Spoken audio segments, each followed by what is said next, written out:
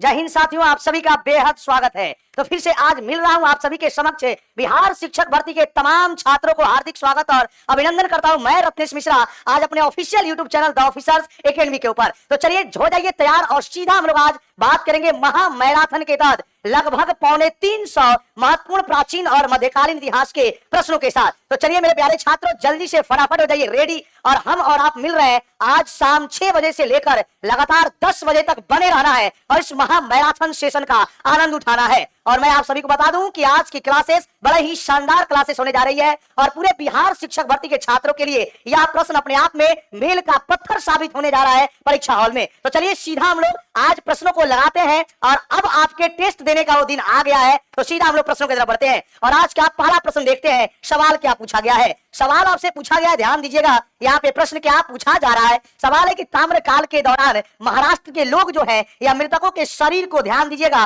फर्श के नीचे किस तरफ रखकर दफनाते थे। ऑप्शन की बात करते हैं उत्तर से दक्षिण की ओर, पूर्व से पश्चिम की ओर, दक्षिण से उत्तर की ओर और पश्चिम से पूर्व की ओर। इनमें से कोई नहीं, एक से अधिक। और राइट आंसर आना चाहिए, इन सभी प्रश्नों का सही आंसर आना चाहिए। इसमें जितने भी प्रश्न मैंने दिया है ये सारे प्रश्न प्रीवियस ईयर से लेकर और विगत सालों में बीपीएससी के द्वारा पूछे गए बहुत सारे ऐसे प्रश्न हैं जो कई दफा ये प्रश्न रिपीट हुए हैं। तो जल्दी से इस प्रश्न का सही आंसर लगाना है। राइट आंसर क्या हो जाएगा? और बिल्कुल बहुत सारे लोग का सही आंसर ऑप्शन नंबर ए आने लगा है कि सर उत्तर से दक्षिण आंसर हो जाएगा। बिल्कुल मेरे प्यारे छात्रों, महाराष्ट्र के अंतर्गत ये देखा गया पूरा पाषाण काल के दौरान पहली बार मृतकों के शरीर को उत्तर से दक्षिण की तरफ दफनाया गया, जो सिर को उत्तर की तरफ और पैर को दक्षिण की तरफ रखा गया था। अगला सवाल लेते हैं। उत्खनित प्रमाणों के अनुसार पशुपालन का प्रारंभ कब माना जाता है? ऑप्शन की बात करें निचले पूर्व पाषाण काल में या मध्य पूर्व पाषाण काल में या ऊपरी पूर्व पाषाण काल में या मध्य पाषाण काल के दौरान या इनमें से कोई नहीं, एक से अधिक। अब ये स्टोन एज के जो प्रश्न है पिछली बार पूछे गए सवाल है, उन सवालों पे मैं आज चर्चा कर रहा हूं। जल्दी से इस प्रश्न का सही आंसर देना है कि उत्खनित प्रमाणों के अनुसार पशुपालन का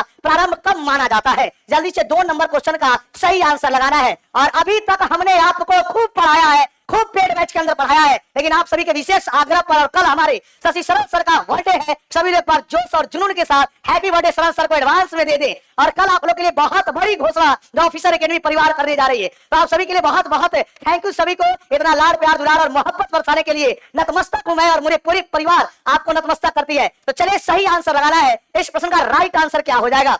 और 2 का राइट उत्तर जो है ऑप्शन नंबर 4 हो जाएगा। मध्य पाषाण काल के दौरान, आप जानते होंगे यह वैसा काल था जिसे संक्रमण के काल के नाम से जाना जाता है। यह वैसा काल था जहां पहली बार अंत्योष्टि संस्कार के बारे में जानकारी मिलता है या दाह संस्कार के बारे में जानकारी मिलता है। यह वैसा काल था जिसका खोज पहली बार सीएल कार्लाइल महोदय के द्वारा किया गया था, जिसे मध्य पाषाण काल के नाम से जाना जाता है। मध्य पाषाण काल के दौरान आप जानते होंगे कि सबसे प्रमुख स्थलों की बात की जाए, नर्मदा नदी घाटी की बात करें, सोहन नदी घाटी की बात करें, बेलन नदी घाटी की बात करें, इसके अलावा आप जानते होंगे अहमदाबाद साबरमती नदी घाटी की बात करें, ये तमाम मध्य पाषाण कालीन स्थल है। आगे बढ़ते हैं। अगला सवाल है खाद्यान्नों की कृषि का सबसे पहला प्रारंभ कहां माना जाता है? भारत के अंदर अगर पूछा जाए कि खाद्यान्नों के कृषि का पहला प्रारंभ कहां माना जाता है? नव पाषाण काल के दौरान, मध्य पाषाण काल के दौरान, पूरा पाषाण काल के दौरान या प्रोटो ऐतिहासिक काल के दौरान या इनमें से कोई नहीं, एक से अधिक। और राइट उत्तर आना चाहिए। राइट आंसर सभी लोग लगा रहे हैं। हैप्पी बर्थडे टू यू, क्या बात है। बिल्कुल मेरे प्यारे छात्रों, सभी लोग सही आंसर लगाएंगे। इस प्रश्न का राइट आंसर क्या हो जाएगा?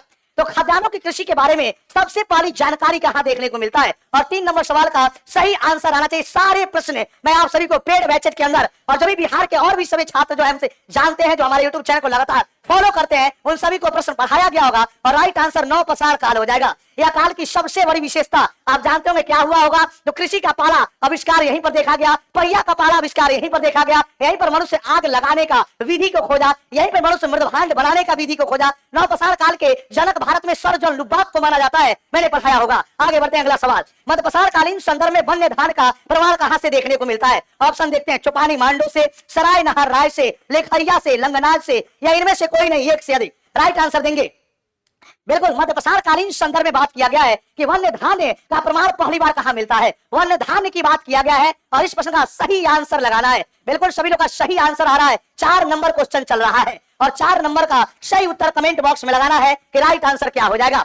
और सभी लोग का सही आंसर आ रहा है सर ऑप्शन नंबर ए हो जाएगा। बिल्कुल चौपानी मांडो। और कमेंट बॉक्स में बताना है कि यह स्थल भारत के कहां पर, किस स्टेट में मौजूद है चौपानी मांडो, जो पूरा पाषाण कालीन स्थल आगे चल के यह देखा गया पूरा पाषाण काल के दौरान मूल रूप से नव पाषाण कालीन स्थलों में शामिल है। चौपानी मांडो। और कमेंट बॉक्स में बताएंगे यह स्थल भारत के किन क्षेत्रों में स्थित है। निम्नलिखित में से किसे फलक संस्कृति कहा जाता है? एक सवाल पूछा गया है कि इनमें से किसे फलक संस्कृति के नाम से जाना जाता है? ऑप्शन, क्या निम्न पूरा पाषाण काल को, क्या मध्य पूरा पाषाण काल को, या उच्च पूरा पाषाण काल को, या हड़प्पा संस्कृति को, या इनमें से कोई नहीं, एक से अधिक। बिल्कुल, फलक संस्कृति। और फलक नुमा औजार की बात किया जाए तो किस काल के दौरान बनाए जाते हैं? फलक नुमा औजार की बात किया जाए। बिल्कुल सही आंसर लगाना है। इस प्रश्न का राइट आंसर क्या हो जाएगा?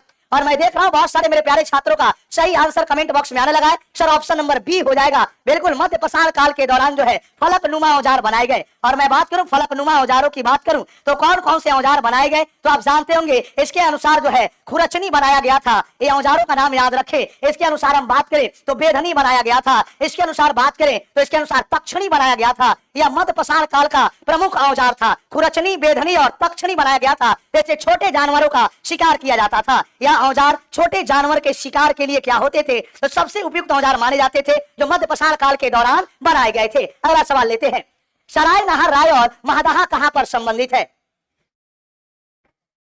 सराय नहर राय की बात करें और महदहा कहां संबंधित है? क्या यह विंध्य क्षेत्र की नौपाषाण संस्कृति में, क्या विंध्य क्षेत्र की मध्य पाषाण संस्कृति में, क्या गंगा घाटी के मध्य पाषाण संस्कृति में और गंगा घाटी के नौपाषाण संस्कृति में, या इनमें से कोई नहीं, एक से अधिक? और बहुत सारे लोग का आ रहा है कि सर थोड़ा स्क्रीनशॉट लेना है क्वेश्चंस का, थोड़ा साइड में। यार भैया स्क्रीनशॉट क्यों लेना है? मैं सारे क्वेश्चन का आंसर के साथ पीडीएफ कल दे देंगे टेलीग्राम चैनल में। आप स्क्रीनशॉट का टेंशन ना लें, बस मोबाइल का रेजोल्यूशन कम कर लीजिए और 240 पर लगा के और कान में ईयरफोन लगा लीजिए और खूब प्रैक्टिस कीजिए सवालों का। लगातार आप लोगों के समक्ष हमारी पूरी टीम 1 महीने तक बनी रहेगी और पूरे बिहार में बिहार शिक्षक भर्ती के लिए अगर नाम लिया जाएगा तो द ऑफिसर एकेडमी वाले हैं, यह नारा गूंजेगा हर बिहार के छात्रों के मुंह पे। चलिए अब इस प्रश्न का सही आंसर लगाना है। 6 का राइट आंसर क्या हो जाएगा? और 6 नंबर सवाल का सही आंसर आने लगा है। कुछ लोग लगा रहे हैं सर ऑप्शन नंबर ए हो जाएगा। बिल्कुल 6 का right answer option number A जो लोग लगा रहे हैं गलत आंसर है। इस प्रश्न का सही आंसर गंगा नदी घाटी हो जाएगा। बिल्कुल ऑप्शन नंबर सी हो जाएगा, गंगा नदी घाटी। बिल्कुल बोर्ड पीडीएफ भी कल दे देंगे हम आप सभी को। अगला सवाल लेते हैं, प्राचीनतम कलाकृतियों का परमाणु संबंधित है। भारत के अंदर अगर बात किया जाए तो प्राचीनतम कलाकृतियों का परमाणु संबंधित है। ऑप्शन की बात करते हैं, निम्न पूरा पाषाण काल में, या मध्य पूरा पाषाण काल में, या उच्च पूरा पाषाण काल में, या मध्य पाषाण काल में। सही आंसर आना चाहिए। बिल्कुल इस प्रश्न का सही उत्तर क्या हो जाएगा? बिल्कुल, और सभी लोग का राइट आंसर भी आने लगा है। सर इस प्रश्न का 7 नंबर क्वेश्चन चल रहा है और 7 का सही आंसर हम देखते हैं किन छात्रों का सही आंसर आ रहा है और जल्दी से राइट आंसर लगाएंगे। 7 नंबर क्वेश्चन का सही उत्तर क्या हो जाएगा? क्या बात है, बहुत सारे लोग का सी आंसर आने लगा है। क्या बात है, सभी लोग सी आंसर लगा रहे हैं तो बिल्कुल सही आंसर है उच्च पूर्व पाषाण काल। उच्च पूर्व पाषाण काल के दौरान जो है कलाकृतियों का पहला बार प्रमाण देखा गया, जिसके तहत क्या किया गया तो मिट्टियों पर पॉलिश और चमकीले पॉलिश बिछाने का काम किया गया था पहली बार। आगे अगला सवाल, निम्न पूर्व पाषाण काल के मानव के बारे में निम्नलिखित में से कौन सा कथन सत्य है? कौन सा स्टेटमेंट जो है इसमें सही बोला गया है? ऑप्शन की बात करें, वह पॉलिशदार कुल्हाड़ियों का प्रयोग करता था, वह कोर उपकरणों का प्रयोग करता था, वह पशुपालक हुआ करता था, या वह लघु पाषाण उपकरणों का प्रयोग करता था, या इनमें से कोई नहीं, एक से अधिक। बहुत अच्छा, और सभी लोग सही आंसर देंगे। बिल्कुल इस प्रश्न का सही आंसर आने लगा है। इस प्रश्न का सही आंसर आने लगा है और 8 नंबर सवाल का सही उत्तर आ रहा है। बिल्कुल, और 8 नंबर सवाल का सही आंसर कमेंट बॉक्स में लगा रहे हैं कि सर डी आंसर हो जाएगा। तो पूर्व पाषाण काल के मानव के बारे में वह क्या कर रहे थे तो वह लघु उपकरणों का क्या कर रहे थे तो प्रयोग किया करते थे। यानी छोटे छोटे औजारों को देखा जाए तो औजार बनाते थे और पत्थरों के औजारों से क्या करते, छोटे छोटे जानवरों का शिकार करते थे। आगे बढ़ते हैं अगले सवाल को।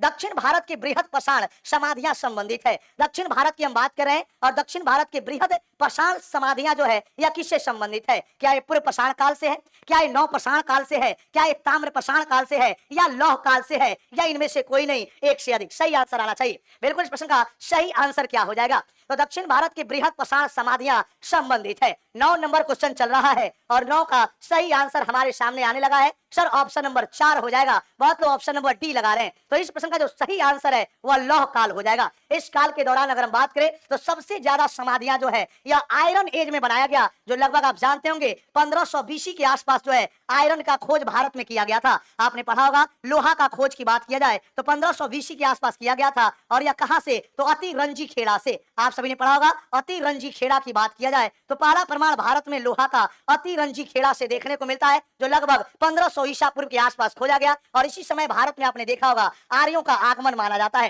तो आर्यों के आगमन के संदर्भ में बात किया जाए तो 1500 ईसा पूर्व के आसपास भारत में आर्यों का आगमन होता है और लोहे का खोज इसी समय किया जाता है उत्तर प्रदेश के अतिरंजी खेड़ा नामक जगह से। और आप जानते होंगे कि यहाँ पर एक और सवाल पूछा जाता है कि लोहा का जो नाम इन लोगों ने दिया था श्याम अयस दिया था। ये बहुत बार पूछा गया है कि लोहा का नाम आर्यों के द्वारा क्या दिया गया था, श्याम अयस दिया गया था, श्याम अयस। आगे बढ़ते हैं, अगला सवाल, दक्षिण भारत के महापाषाणिक समाधियां किस काल से संबंधित मानी जाती है? दक्षिण भारत के महापाषाणिक समाधियां की बात किया जाए तो महापाषाणिक समाधियां किससे संबंधित है? क्या वो पूर्व पाषाण काल से है, क्या वो नव पाषाण काल से है, क्या वो ताम्र पाषाण काल से है, या लौह काल से है, या इनमें से कोई नहीं, एक से अधिक। और 10 नंबर सवाल चल रहा है और 10 का सही आंसर ऑप्शन नंबर डी आ रहा है। बहुत लोग राइट आंसर लगा रहे हैं, ऑप्शन नंबर 4 बिल्कुल सेम सवाल था। अगला सवाल लेते हैं, बृहद पाषाण काल स्मारकों की पहचान किया गया है। भारत के अंदर अगर बात किया जाए तो बृहद पाषाण काल स्मारकों की पहचान किया गया है। ऑप्शन देखते हैं, सन्यासी गुफाओं के रूप में, या मृतकों के दफनाने के स्थानों के रूप में, या मंदिरों के रूप में, या उपयुक्त में से कोई नहीं, या इनमें से कोई नहीं, एक से ज्यादा। सही आंसर लगाना है। ये सारे के सारे प्रश्न कई बार परीक्षा के अंदर पूछे गए हैं। जो स्टोन सेज मैंने आपको पढ़ाया है वहीं से आपके सवाल रखा गया है और सारे प्रश्न आप सभी को मैंने कई दफा ऐसे प्रश्न को पढ़ाया है और जल्दी से आंसर लगाना चाहिए। 11 नंबर क्वेश्चन का सही आंसर क्या हो जाएगा? और बहुत आंसर लगा रहे सर, ऑप्शन नंबर बी हो जाएगा, मृतक को दफनाने के स्थानों के बारे में। बिल्कुल